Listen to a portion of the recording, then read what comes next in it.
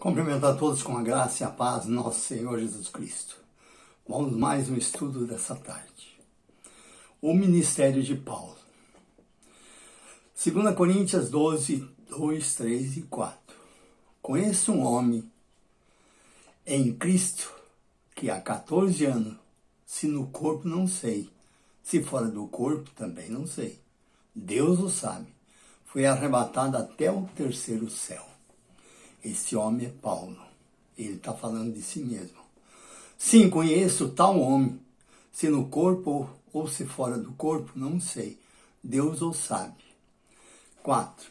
Que foi arrebatado ao paraíso e ouviu palavras inefáveis, às quais não é lícitos aos homens se referir. Gálatas 1, 11, 12.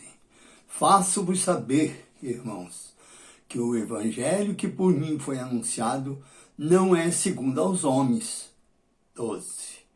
Porque não recebi de homens algum, nem me foi ensinado, mas recebi por revelação de Jesus Cristo.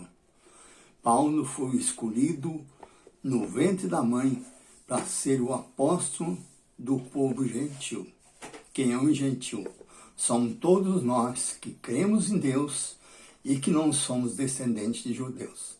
Graça e paz, e tenha um final da tarde de muita paz, muita alegria, e que essa semana seja uma semana de muita prosperidade, em nome de Cristo Jesus.